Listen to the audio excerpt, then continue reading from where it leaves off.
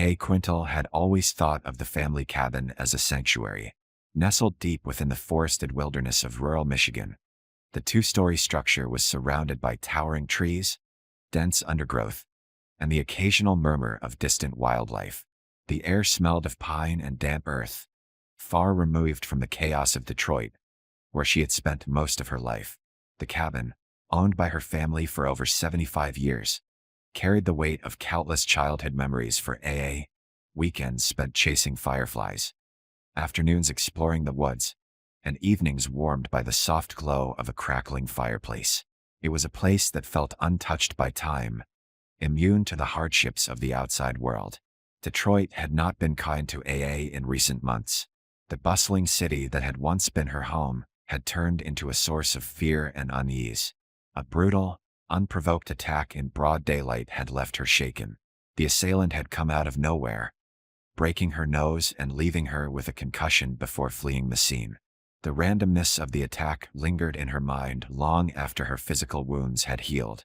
The man hadn't stolen anything, nor had he seemed to know her. His motivations were a mystery. Even worse, he was never caught. The experience gnawed at her sense of security, leaving her wary of crowds and suffocated by the city's constant noise. The attack had not only left her emotionally scarred but had also marked the beginning of a downward spiral. AA lost her job as an engineer shortly after, and with it, much of the stability she had built in her life. Depression crept in, wrapping itself around her days and pulling her into a place she struggled to escape. Friends and family noticed the change, but AA kept much of her pain to herself. She spent most days inside, unable to face the overwhelming energy of the world beyond her front door. When her uncle offered her an opportunity to stay at the cabin and prepare it for the winter months, AA saw it as more than just a temporary reprieve. It was a chance to leave behind the noise, fear, and shadows that had taken root in her life. The cabin, isolated from the nearest neighbor by half a mile of dense forest, promised quiet and solitude, an antidote to the chaos she had endured.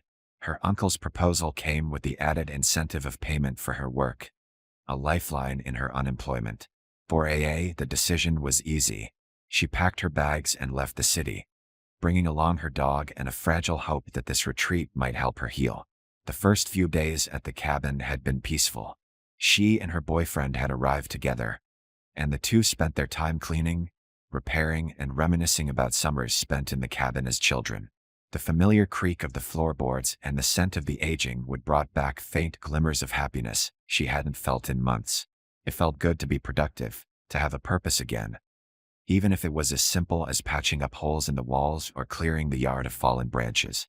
But 2 days into their stay, her boyfriend had to return to Detroit to oversee renovations on their condo. A assured him she would be fine on her own. In truth, she welcomed the solitude. Her dog was enough company, and the idea of being completely alone in the wilderness, with only the whispering trees and her own thoughts, was strangely comforting.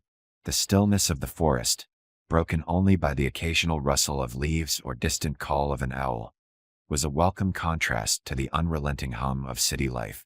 By the time she was alone, the cabin had already begun to feel like hers again. The chores gave her a sense of control, and the quiet evenings offered space for reflection. But there were moments when the shadows of her past crept in, uninvited. At night, the memories of the attack replayed in her mind with vivid clarity. The fear she had felt on that day seemed to linger, dormant but ever present, ready to rise at the slightest provocation. She tried to push the thoughts away, focusing instead on the crackling fire or the rhythmic breathing of her dog as he lay curled at her feet. The isolation, while soothing, had its own challenges. Without the distraction of other people or the noise of the city, A found herself alone with her thoughts more often than she liked. The cabin, with its creaks and groans, sometimes felt alive, amplifying her unease during the long, dark hours of the night. But she reminded herself that she was safe here. The locks on the doors were sturdy, and her pistol, always within reach, offered an added layer of reassurance. This was her family's cabin, a place where nothing bad had ever happened. It was supposed to be her refuge. As the days passed, she began to fall into a routine. She rose early to work on the cabin, spent the afternoons exploring the woods with her dog, and retreated inside when the sun dipped below the horizon. The evenings were spent in quiet contemplation, a mug of tea in her hands as she watched the firelight dance across the walls. She told herself that things were getting better, that she was beginning to reclaim a part of herself that the city had stolen. The cabin, with its walls steeped in history and memories, held the promise of peace. But the forest around it seemed to hum with a quiet energy, as if it were watching, waiting. And though AA told herself she was safe, the shadows that had followed her from Detroit were not so easily left behind. The autopsy results brought a somber clarity to AA's final moments. The toxic combination of methamphetamine and Valium in her system, coupled with the lingering effects of untreated trauma, painted a devastating picture of a woman overwhelmed by fear and paranoia. Her death, though accidental, was the culmination of a series of events that had spiraled beyond her control. For her family, the answers provided little solace, as the reality of her suffering became starkly apparent. The investigation into her disappearance had uncovered fragments of a life unraveling. A's friends and family spoke of a vibrant woman whose light had dimmed in the months following the attack in Detroit. Once confident and self-assured, she had become withdrawn, her world increasingly defined by anxiety and self-doubt. She had hidden the depth of her struggles, masking her pain behind small reassurances and forced smiles. The move to the cabin, initially seen as a chance to heal, had instead become a stage for the culmination of her fears. The night of her death had been a perfect storm. The encounter with the mountain lion, though brief and non-threatening, had acted as a catalyst, triggering a surge of adrenaline and fear. Already in a fragile state, the presence of the predator had amplified her paranoia. As she returned to the cabin, her perception of reality began to fracture, her mind distorting the shadows and sounds around her into threats that didn't exist. The shootout in the cabin was a grim testament to the power of fear. Alone in the woods, her mind clouded by methamphetamine, A had perceived her own reflection in the windows as intruders. The figures she saw were nothing more than her own distorted image, her movements mirrored in the glass. Believing she was under attack, she had fired her weapon, the sound of her own gunshots feeding the cycle of terror. The shattered window and bullet-riddled walls bore witness to her desperation. The scene both chaotic and tragic in its futility. Her flight from the cabin, barefoot and disoriented, was an act of survival against an imagined enemy. The discovery of her belongings on the roof suggested a moment of irrationality, perhaps an attempt to escape the perceived danger by seeking higher ground. Her eventual retreat into the forest, away from the safety of the cabin, was a final, frantic effort to evade a threat that only existed in her mind. The combination of drugs in her system would have further impaired her judgment, leaving her vulnerable to the cold and exhaustion that ultimately claimed her life. The discovery of her body in the drained pond marked the end of the search but left a void that no answers could fill. The location, so close to the cabin yet hidden beneath the dark water, was a cruel irony.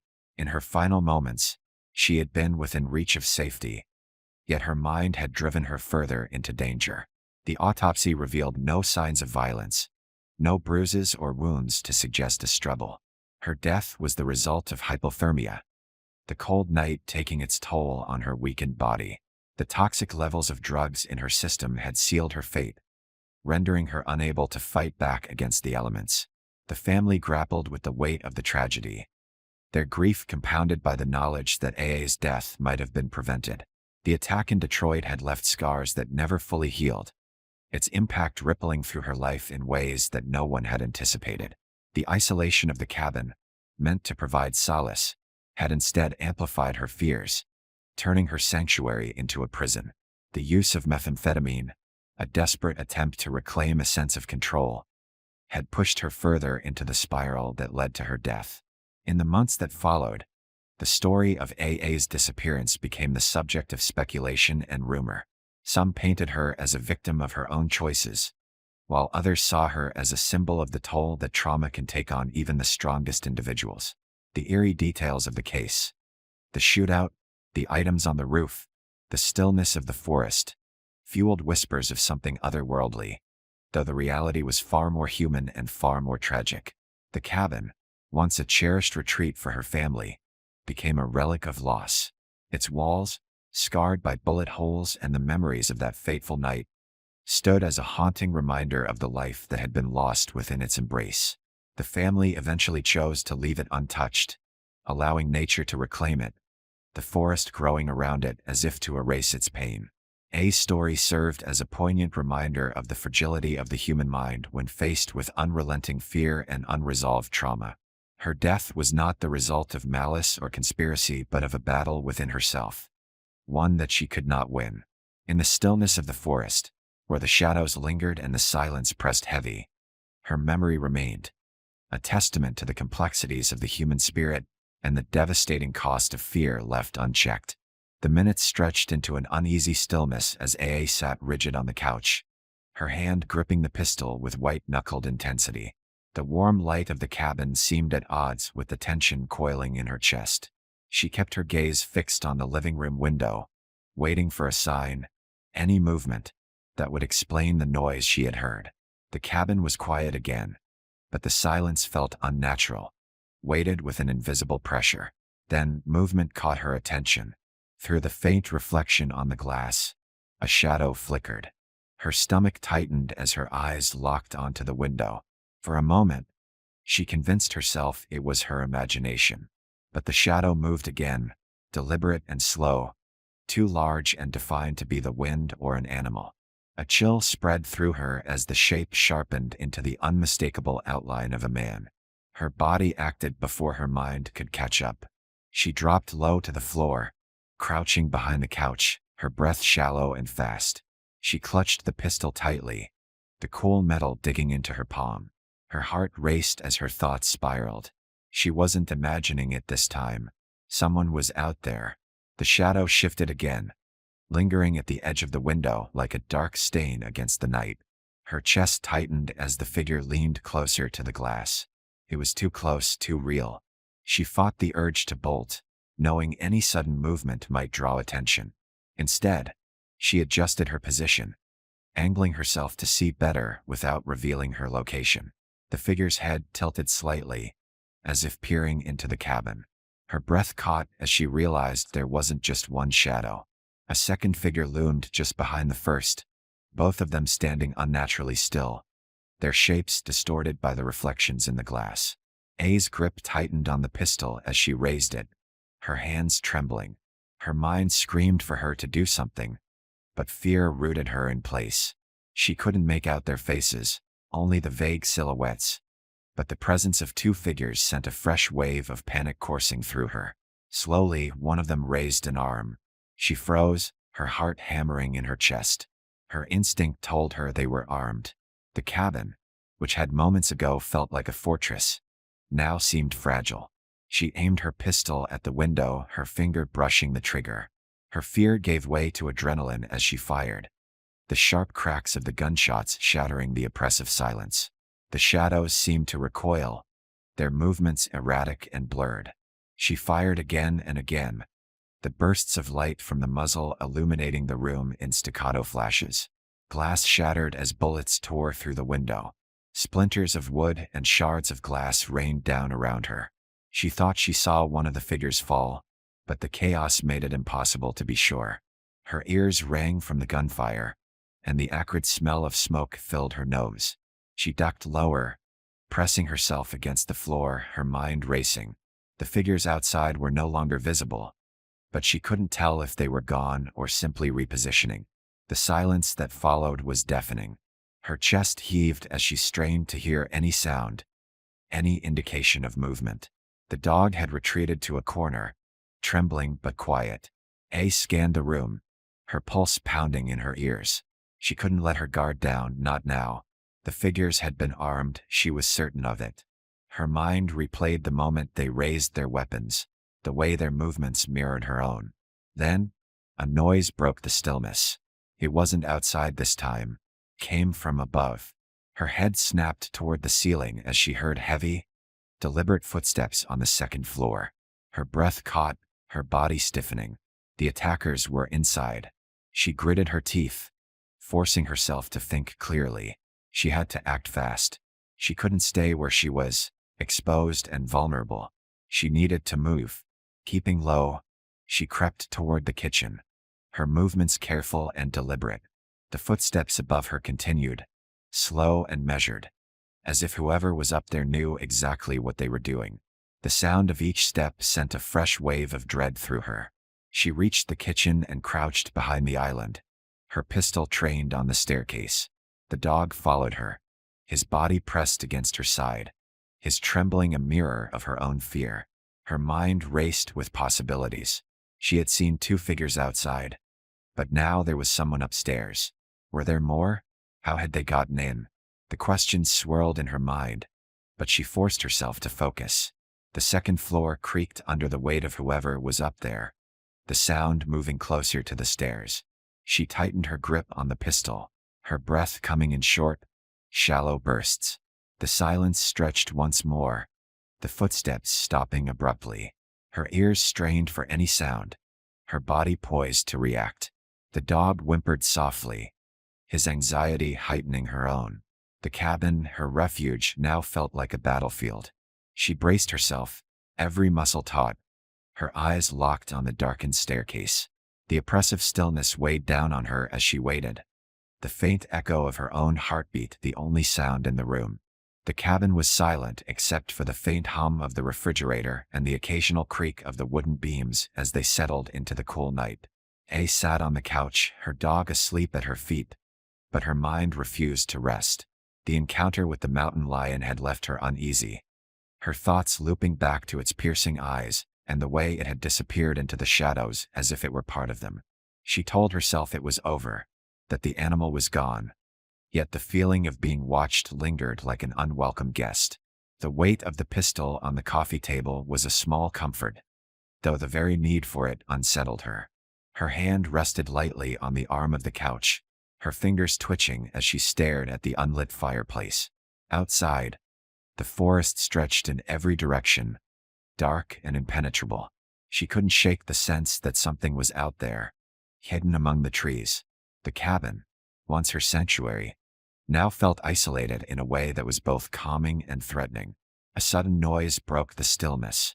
It was faint, almost imperceptible, but distinct enough to pull her from her thoughts.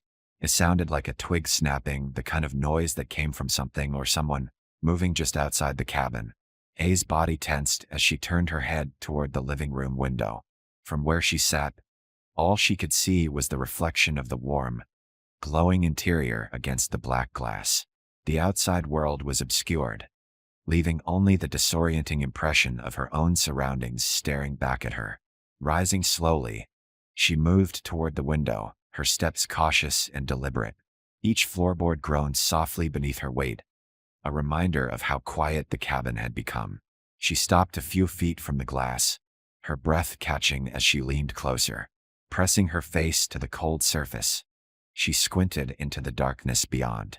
The flashlight beam from earlier had done little to penetrate the thick shadows of the forest, and now, with only the cabin's lights behind her, the outside was an impenetrable void. Nothing moved. The trees stood silent, their branches swaying faintly in the breeze. She lingered for a moment longer, her eyes searching for any flicker of motion, before stepping back. It was probably nothing, she told herself. A small animal, perhaps, or the wind shifting the leaves. She tried to dismiss the sound, to convince herself that her nerves were playing tricks on her. Still, the weight of the cabin's emptiness pressed down on her, and the unease she'd been carrying all night only grew heavier.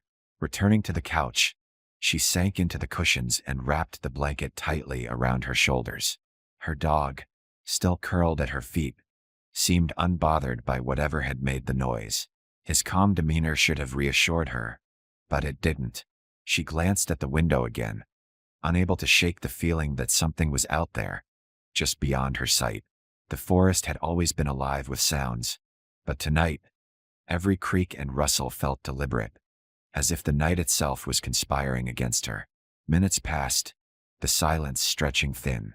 She tried to distract herself by watching the faint shadows on the ceiling, remnants of the light filtering through the room. Her thoughts drifted back to Detroit, to the randomness of the attack that had shattered her sense of safety. She hated how much space it still occupied in her mind, how it had taken root and refused to let go. The isolation of the cabin had been her escape, but now it felt like a trap. The very solitude she had craved seemed to amplify every fear, every doubt. Another noise came, louder this time. It was the unmistakable sound of something moving outside, close enough to the cabin that she could feel it reverberate in her chest. She froze, her breath shallow as she strained to listen.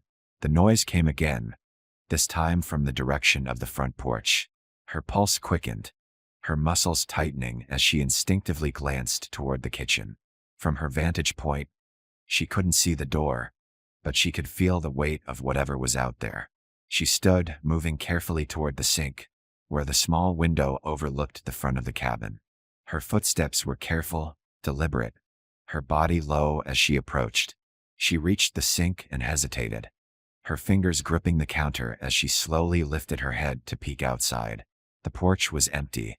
No movement, no shadows, just the faint outlines of the steps leading down into the dark.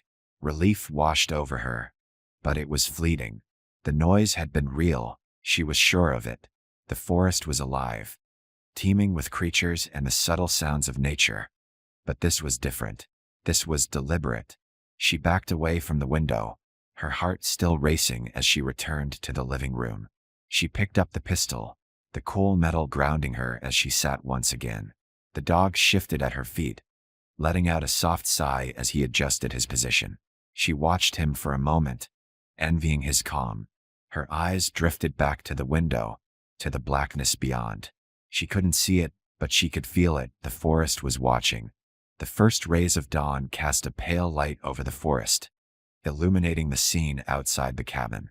The once quiet sanctuary was now marked by the chaos of the night. Shards of broken glass littered the ground beneath the shattered living room window, and the faint smell of gunpowder lingered in the air. Inside, the cabin bore the scars of the desperate struggle. A trail of overturned furniture, spent shell casings, and splintered wood telling a fragmented story of fear and violence.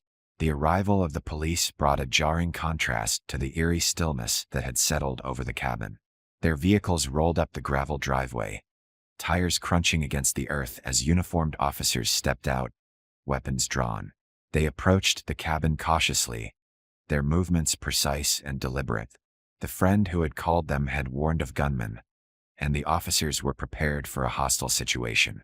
But as they circled the property, scanning the tree line and peering into the cabin's broken windows, they found no sign of movement. The dog was the first to greet them, barking nervously from inside the cabin. One officer pushed open the front door, his weapon raised as he stepped over the threshold.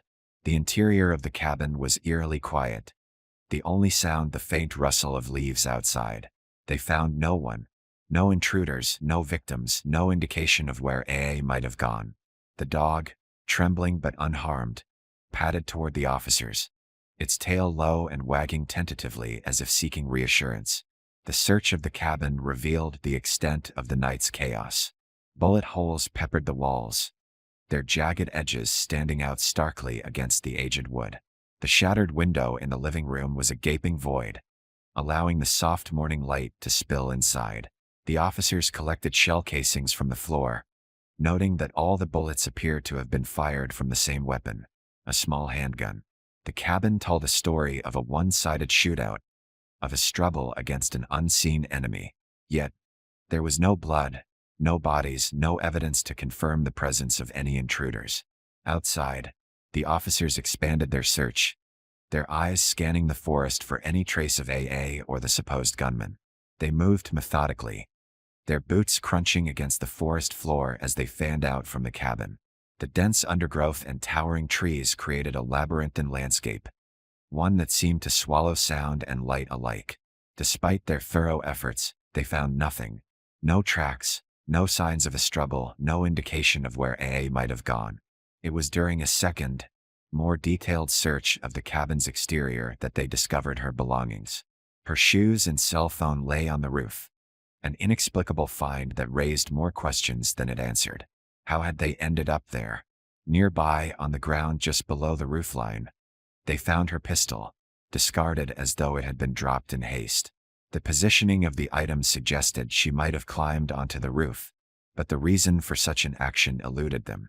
The surrounding forest seemed endless as officers combed through the underbrush and traced every possible path leading away from the cabin. Their search extended for miles, but no definitive signs of AA or her attackers surfaced. Theories began to form, each one more baffling than the last. Some speculated that she had fled into the woods, seeking safety in the confusion of the night. Others wondered if she had been abducted, though there was no evidence to support the presence of another party. The case only grew stranger as the hours turned into days. Investigators turned their attention to the possibility of foul play, scrutinizing those closest to AA. Her boyfriend, who had been in the city during the night of her disappearance, was initially considered a suspect. However, his alibi was solid. He had spent the night with AA's son, a fact corroborated by both the son and others. With no apparent motive or evidence linking him to the events, he was eventually ruled out. In the absence of concrete answers, speculation ran wild.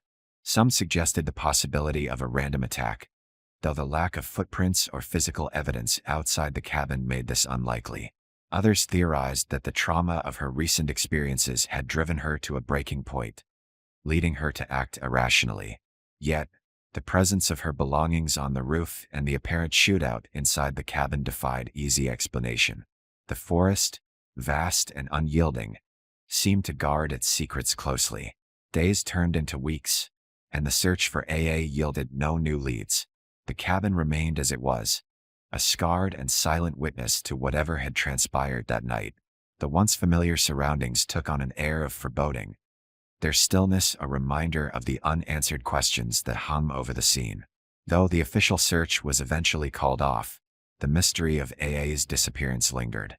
The cabin, with its broken windows and bullet-riddled walls, stood as a monument to a story half told, its ending obscured by the shadows of the forest.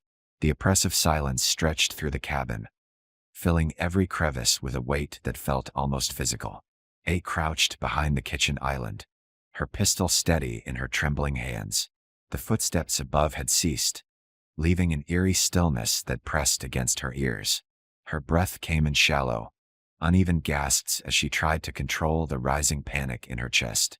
Her dog, huddled close to her, shifted nervously, his every movement magnifying the tension in the air. Her eyes stayed fixed on the staircase, its shadowed outline just visible in the dim light spilling from the kitchen.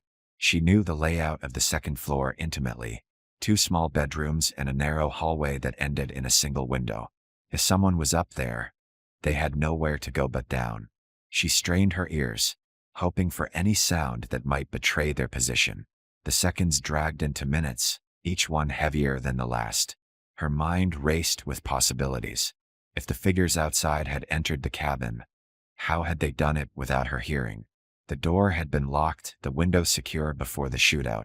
She replayed the events in her mind, trying to piece together the sequence of sounds, the shadows, the shattered glass. It didn't make sense. She felt a flicker of doubt, wondering if her own fear had warped reality into something more sinister. But the memory of the figures in the window, the unmistakable outline of raised arms, kept her anchored in the belief that the danger was real. The dog tensed suddenly, his ears pricking toward the staircase. A felt her muscles tighten, her finger brushing the trigger of the pistol as she followed his gaze. The silence above shifted, the faintest sound of movement breaking the stillness. It was subtle, a creak of a floorboard, a shift of weight, but it was enough to confirm her worst fears. Someone was up there, and they were no longer trying to hide. The sound moved closer to the top of the stairs, deliberate and unhurried. Each footstep echoed in her ears, the cadence slow and methodical, as though whoever was there wanted her to hear them. Her grip on the pistol tightened, the metal slick against her palm. She adjusted her position, ensuring she had a clear line of sight to the staircase. The dog let out a low whine, his body pressing closer to hers as if seeking protection. Her breathing slowed as she focused on the staircase, her pulse a steady drumbeat in her chest. The tension in the air was suffocating, the silence between each footstep amplifying the sound when it came again. She forced herself to stay still, to remain unseen.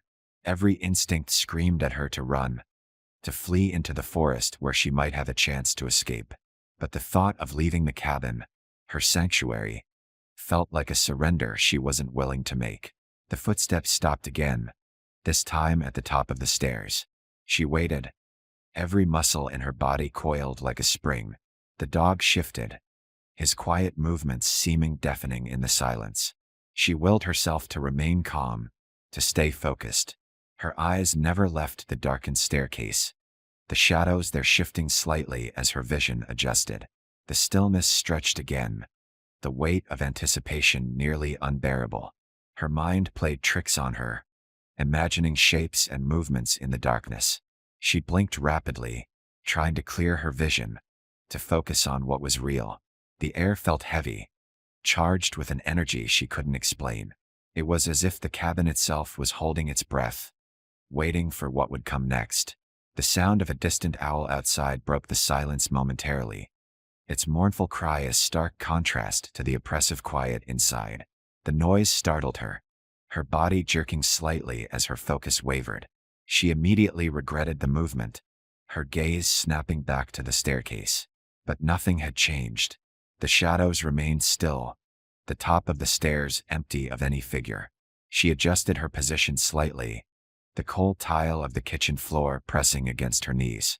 Her legs ached from crouching, but she ignored the discomfort, her attention locked on the stairs. Her mind raced through possible scenarios. She had to assume there was more than one person, given what she had seen outside. If one was upstairs, where was the other? The thought sent a fresh wave of fear coursing through her. She turned her head briefly, scanning the windows and the darkened corners of the living room, but saw nothing. The silence pressed down on her again, her breaths shallow and quiet. The dog remained close, his body tense but unmoving. She felt a flicker of gratitude for his presence, a reminder that she wasn't entirely alone. But the fear was overwhelming, a suffocating force that made her feel small and vulnerable in the vast emptiness of the cabin. Her gaze returned to the staircase, her mind bracing for the moment when the silence would inevitably break again. She knew it was only a matter of time. The air felt heavy, as if the cabin itself was waiting, holding its breath alongside her. The darkness seemed to stretch and shift, the edges of the shadows blending into something deeper, something unknowable. And still she waited. The forest was cloaked in darkness, its shadows stretching endlessly beneath a canopy of trees. A stepped carefully along the uneven dirt road, her dog trotting just ahead of her. The cold night air pressed against her skin, carrying with it the earthy scent of damp leaves and distant water. She had been restless for hours, the heaviness in her chest refusing to let her settle. Earlier, she had taken a pill to help her sleep, but instead of easing her mind, it had left her feeling alert and anxious, frustrated and wired. She had decided a walk might help clear her thoughts.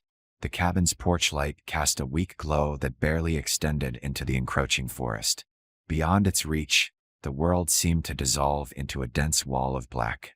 A clutched her flashlight tightly, the beam cutting through the dark and bouncing off the gravel path ahead. Her free hand rested on the pistol in her coat pocket, a familiar reassurance. She wasn't afraid of the woods. She knew them well. These roads, though narrow and winding, had been the backdrop of her childhood adventures. Still, the darkness held a weight tonight that she couldn't quite shake.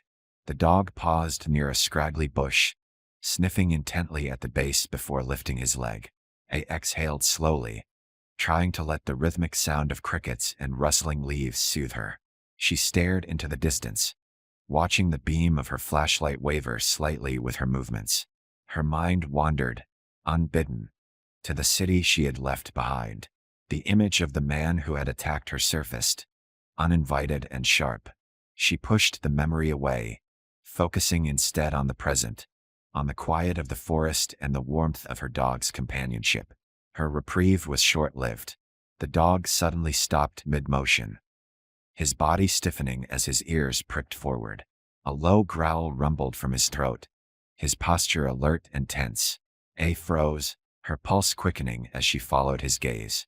The flashlight's beam trembled as she swung it in the direction he was staring.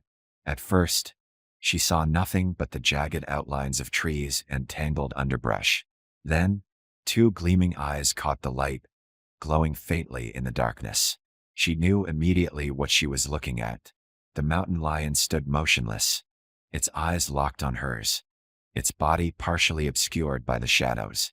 For a moment, neither moved. The stillness was suffocating, the air heavy with unspoken tension.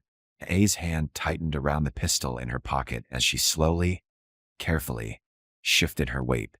Her heart pounded in her ears, but she forced herself to remain calm. Mountain lions rarely attacked humans, she reminded herself, especially if they were not provoked. Before she could act, the eyes blinked, and the creature turned, vanishing soundlessly into the trees. A remained frozen, straining her ears for any sign that it might still be nearby. When the silence returned, broken only by the soft rustle of leaves, she exhaled shakily. Tugging lightly on the leash, she urged her dog to follow as she turned back toward the cabin. Her legs felt heavy as she retraced her steps. The sense of safety she had felt earlier now replaced by an underlying tension. Every shadow seemed deeper, every sound sharper. The sight of the cabin, its windows glowing with warm light, brought a wave of relief. A hurried up the steps, her boots thudding softly against the wood. Once inside, she locked the door behind her and leaned against it for a moment, letting the familiarity of her surroundings calm her. The dog trotted ahead, his earlier tension seemingly forgotten. She placed the flashlight on the counter and shrugged off her coat, her mind racing. The mountain lion's presence had unsettled her more than she cared to admit, its image lingering in her mind. Though the cabin felt secure, the isolation now seemed daunting. She couldn't help but wonder how close the animal had been before her dog noticed it. The thought made her shiver. She busied herself with small tasks to distract her, tidying the kitchen and checking that the windows were properly latched. The warm glow of the lights, the hum of the refrigerator, and the soft padding of her dog's paws on the floor helped restore a semblance of normalcy. Still, the encounter had left her nerves frayed. A tried to focus on the fact that the mountain lion had run off, that she had made it back safely. But the unease clung to her, an invisible weight pressing against her chest. The cabin's familiar walls, which had always felt like a shield, seemed thinner now, more vulnerable. The wilderness outside loomed larger than ever, its vastness filled with unseen threats. She sat down on the worn couch in the living room, her gaze fixed on the fireplace even though no fire burned there. Her dog curled up at her feet, his breathing steady and rhythmic. A wrapped a blanket around herself, her pistol within arm's reach on the coffee table. She stared into the quiet room, the glow from the kitchen light casting faint shadows on the walls. The mountain lion's eyes haunted her thoughts, their stillness and focus etched into her memory. The forest had always been her refuge, a place where she felt untouchable. But tonight, the boundaries between safety and danger had blurred, leaving her uncertain of what lay beyond the cabin's fragile walls. 2 months after A vanished into the Michigan wilderness, her family refused to give up hope. The official search had ended, the authorities unable to piece together the fragments of the baffling case. Yet, the lack of closure gnawed at those who loved her. The cabin, now abandoned and marked by the chaos of that night, seemed to hold its secrets tight. But the family was determined to uncover the truth, even if it meant taking matters into their own hands. The pond near the cabin had been searched early in the investigation, its murky depths probed by police divers. Despite their efforts, nothing had been found. But as weeks passed with no leads, the family began to wonder if something had been overlooked. Driven by desperation, they decided to drain the pond. It was a laborious task, the water receding inch by inch, revealing the muck and debris that had lain undisturbed for years. When the pond was nearly empty, the discovery was both shocking and heartbreaking. A's body lay submerged in less than a foot of water, her lifeless form partially obscured by the dark silt. She was found about 300 yards from the cabin, a distance that raised more questions than answers. The family's grief was compounded by the strange circumstances surrounding her death. She had been so close to the cabin, close enough that her cries might have been heard if she had called out. But there were no signs she had done so. The autopsy provided little comfort, though it did begin to unravel some of the mystery. A had no visible injuries. There were no bullet wounds, no bruises, no signs of a struggle that might explain her flight into the forest. Her death was not caused by drowning, despite the shallow water in which she was found. Instead, the medical examiner concluded that she had succumbed to hypothermia, her body unable to withstand the cold temperatures of the October night. Compounding this was the discovery of a toxic combination of drugs in her system, including methamphetamine and Valium. The findings painted a grim picture. The sedative effects of Valium, combined with the stimulant properties of methamphetamine, had likely left her disoriented and vulnerable. The drugs may have dulled her ability to make rational decisions, causing her to flee into the forest rather than seek safety inside the cabin. The hypothermia, a slow and cruel death, had ultimately claimed her life. But the question of what had driven her into the woods in the first place remained. Investigators began to piece together a timeline of A's final hours. The signs of a shootout in the cabin were puzzling, especially given that all the bullets recovered had come from her gun. The shattered window and the shell casings scattered across the floor told a story of desperation and panic. Yet no evidence suggested that anyone else had been there. The figures she believed she saw outside the window and on the second floor were likely hallucinations, fueled by paranoia from the methamphetamine. What she thought were intruders may have been her own reflection or shadows cast by the dim light inside the cabin. The items found on the roof added another layer of confusion. Her shoes and cell phone seemed out of place, almost as if they had been deliberately left behind. Investigators theorized that she may have climbed onto the roof to escape the imagined threat, her actions erratic and driven by fear. The discarded pistol on the ground below suggested she had leapt or fallen from the roof, continuing her flight into the woods without the weapon she had clung to so tightly during the shootout. The location of her body raised even more questions. How had she ended up in the pond? The terrain between the cabin and the water was uneven and difficult to navigate, especially in the dark. The hypothermia would have slowed her movements, her body gradually succumbing to the cold. Yet, she had made it far enough to reach the water's edge, where she collapsed for the final time. The investigation also revisited the traumatic events of the summer before her disappearance. The attack in Detroit had left deep scars, both physical and emotional, that had never fully healed. Her family revealed that AA had struggled to cope, turning to substances as a way to manage her anxiety and fear. The combination of untreated trauma and drug use had likely created a volatile mental state, one where paranoia and hallucinations could take hold with devastating consequences. The strange details of the case led to rampant speculation. Some suggested she had staged her own disappearance, though there was no evidence to support this theory. Others believed that the attack in Detroit had triggered a series of events leading to her death, though the lack of any tangible connection made this unlikely. There were even whispers of supernatural involvement, the isolation of the cabin lending itself to such eerie imaginings. In the end, the discovery of A's body provided some answers but left others maddeningly out of reach. The cabin, once a place of refuge, had become the stage for a tragedy that defied easy explanation. The pond, its waters drained and its secrets revealed, now stood as a silent witness to the final moments of a life marked by fear and confusion. The family, though devastated, clung to the fragments of the truth they had uncovered, hoping to piece together the story of what had happened that night in the woods.